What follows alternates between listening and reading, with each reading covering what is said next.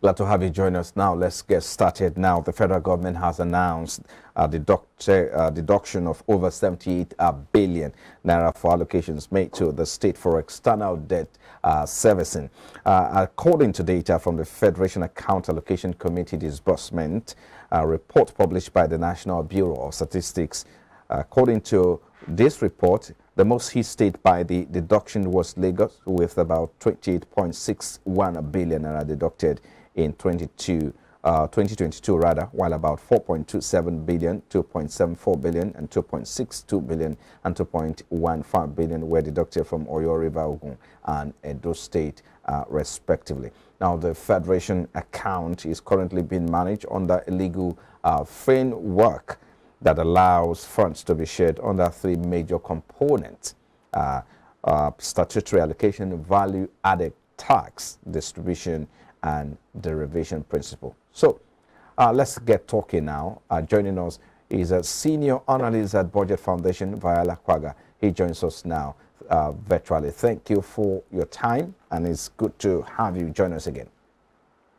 Hi, Frank. Thank you, as always, for having me. Okay. All right. So the federal government, made a deduction about 78 billion from the allocation. All right.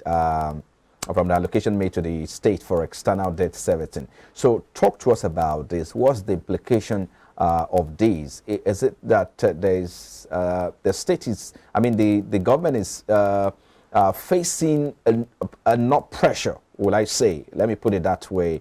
Do you think this pressure is becoming too much or too burdensome for the government to carry in terms of debt servicing and the concern about low revenue generation? Talk to us about this. Thanks so much, Frank. I think, for one, this is sign of, regular government activity. The understanding we have is that states, the federal government, are juristic persons, so they can buy and sell in their names. They can carry out business. They are meant to provide public goods and services, and they are meant to do so profitably. Saying that while it is, not uncommon for the federal government to deduct these monies at source, the worrying issue is the sustainability in the growth of this debt. To place that vis-a-vis the problem of inflation and how inflation is making the naira weaker, meaning that we are ultimately paying more on interests and perhaps even principals today than we were paying, say, 6 months ago, a year ago, 18 months ago, and what have you. So, on one hand, it's a normal course. It's responsible. It's a responsible action for you to pay back your debts. But it becomes challenging when the ultimate volume of money that you are eventually paying back continues to grow larger and larger. I think my second point will really be on debt management. And, we hear statements by government officials, to the effect that Nigeria's debt is still within reasonable limits, comparing debt to GDP. Nigeria does, trillions, hundreds of trillions of naira in gross domestic product. And if you compare that with debt, we are still within some reasonable limits. But like I said, the economy can actually be far more productive than it is. And even at that, with the debt being, within reasonable limits, less than 40% of gross domestic product, we still need to consider just what the spending on public goods and services looks like, so as to have a better take on how government revenue and resources are being used effectively, in the delivery of goods and services. Finally, I would end my statement by looking at the productivity of the nation. If you look at the states, for example, where these deductions are being made, it's only Lagos that does in excess of trillions of naira when it comes to total revenue. So we really need to ask ourselves, how productive are states at the moment? How more productive? Yes, just pardon me to jump in. That's exactly the next question I would like to ask you. How productive are they? But because if you look at some of the states affected, including Calabar, Edo State, you have Oyo in that categories. River State, rather. So I'm wondering, these states are not on the same level when it comes to revenue generation in terms of IGR. So how viable are these states, and what is the implication of these on some of these states per se? I mean, if we're looking at like the top performers, and this, this makes me want to comment on the work that budget does, assessing the fiscal sustainability and viability of states in our State of States reports. Every year we put out a report that assesses the fiscal sustainability of states. How well are they paying their personnel vis-a-vis their IGR? How well are they managing their debt vis-a-vis their IGR? How well would they manage, their obligations if they did not have statutory allocations and only had their IGR as a means, to manage government and to offset debt? So budget actually takes the pains to look at these states, and we tend to see that the best performers remain the best performers. Lagos, Rivers, and Kaduna tend to remain in the top 5 or at least the top 10. But if one were to look at debts, for example, Lagos tops the chart.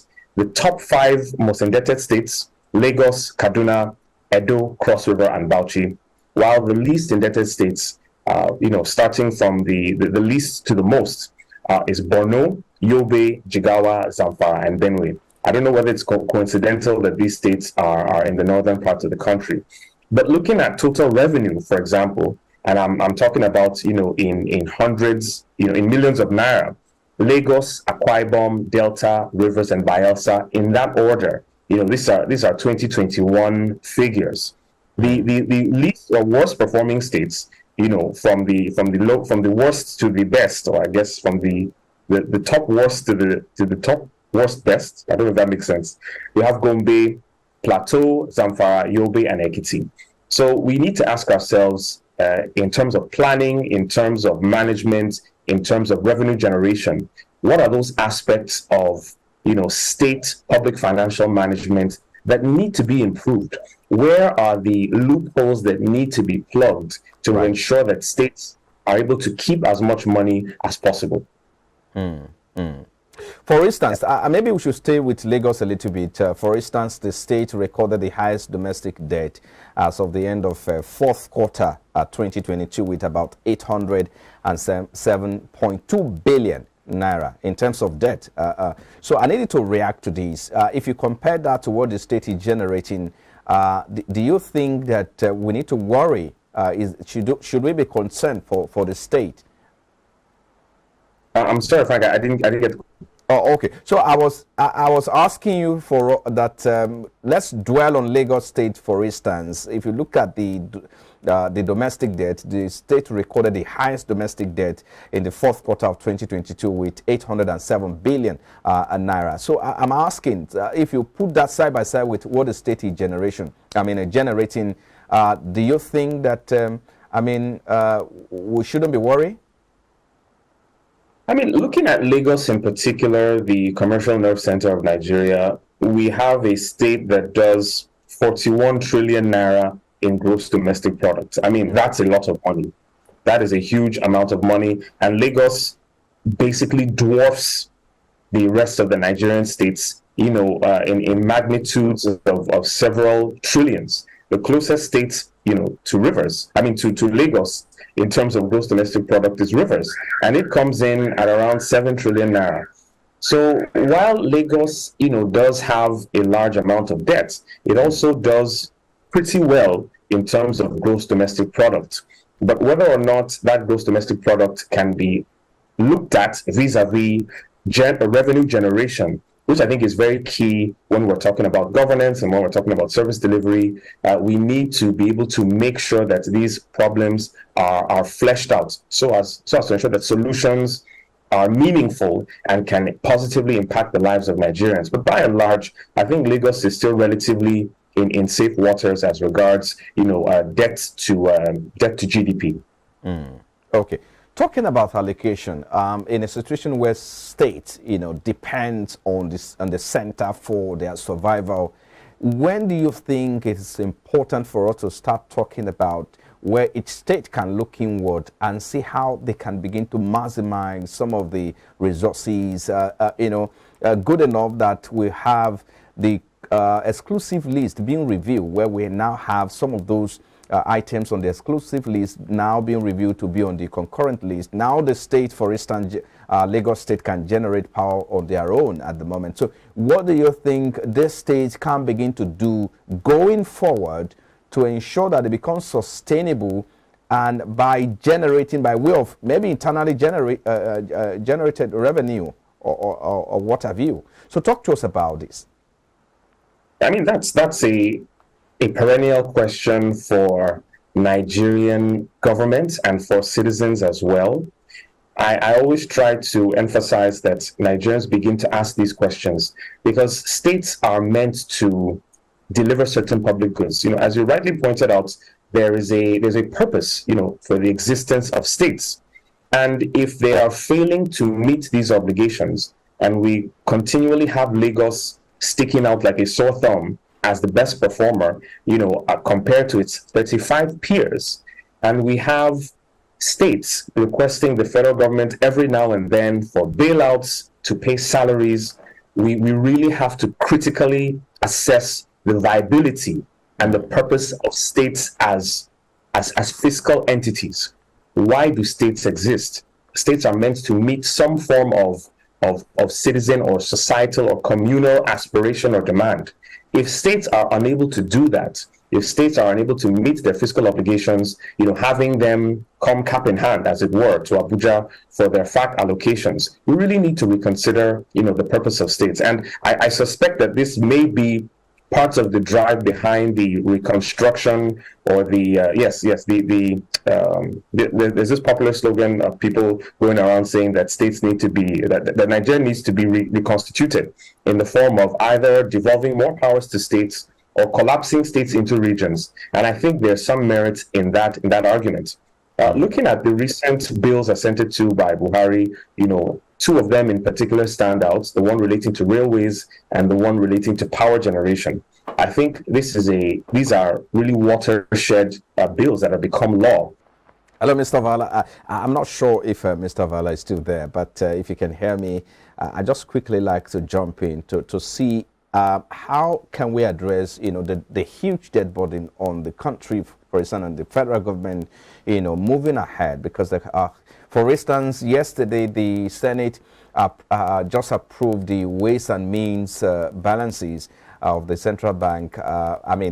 You remember last year it was rejected. The Senate rejected this same request, citing lack of details. So how worse can it get? That's one. And secondly, can the government continue to service this debt? Do you think it's wise for the federal government, to continue to, borrow and service its debt without attending or addressing the lack of revenue generation appropriately? I think it's disheartening to see that the National Assembly basically backtracked, and Nigerians were initially sort of optimistic in the sense that they would not have allowed that illegality to continue. It is glaring in the CBN Act that the federal government has a cap upon it cannot exceed the amount of money it borrows. Something having to do with a percentage of revenue that it had acquired in the previous fiscal year. These laws are meant for a purpose. And I think even looking at it in terms of governance and public policy, there is an erosion of government responsibility by this very action of the National Assembly in approving and securitizing this debt. It's running into tens of trillions. I think the total amount runs about between 40 to 50 trillion, if I'm not mistaken. And, this is going to mean serious consequences in terms of repayment. The people who will repay this, are the Nigerian public, who will in some form or some fashion pay it through an increase in taxation, which the Buhari administration is making sure that it does before it leaves. Quite recently, it was announced that there was a circular released that would increase, the tax on alcoholic drinks, beer, if I'm not mistaken. And, apart from the electronic money transfer levy, that is now part of the federal government's remit. Having FIRS collect, huge amounts, billions of naira in revenue. This is going to mean that somewhere along the line, Nigerians will be paying more in taxes to basically subsidize what the federal government has been spending without proper accountability. I would like to, make this point that the problem with this ways and means, deductions, this ways and means acquisition, isn't really the acquisition of the funds. It's the transparency and the accountability in what the Buhari administration did with that money. Unfortunately, we do not have access to timely audit reports. Right. And, it's no surprise that it's the National Assembly that determines whether or not these audit reports come out on time. So until we can get audited financial statements. Well, I would have loved to hear, to hear that end of that conversation, that thoughts again.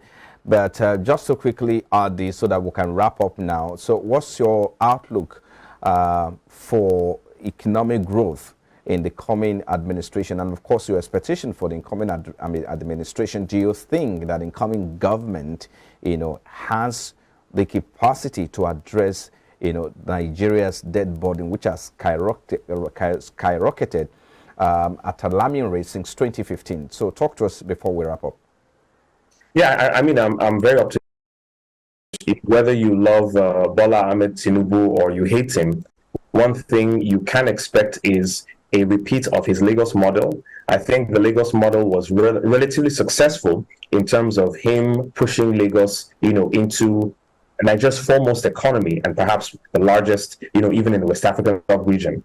Barring any other political eventualities, I do see, this incoming administration doing a bit better. The IMF revised its forecast for Nigeria's GDP to around 3%, if I'm not mistaken. And, it's very, very likely that Bola Ahmed Tinubu's administration would be able to follow through in meeting these obligations, to really raise revenue, not just raise revenue and spend, accordingly, but raise revenue to settle its debt. But by and large, I'm sure that, things should begin to pick up sooner or later. Okay, I think we'll just have to leave it there. Thank you so much. Vayhala Kwaga is a senior policy analyst at Budget Foundation. Thank you for your time. We appreciate you kindly. Thank you so much for having me, Frank. Yeah. If you're watching Business Breakfast, we're broadcasting live from our studios here in Lagos. Still to come after the break, Nigeria has a large youth population that represent a significant potential market for issuance and capital market companies. We'll take a look at the opportunities and, of course, how to get the youth involved in these industries. Join us again.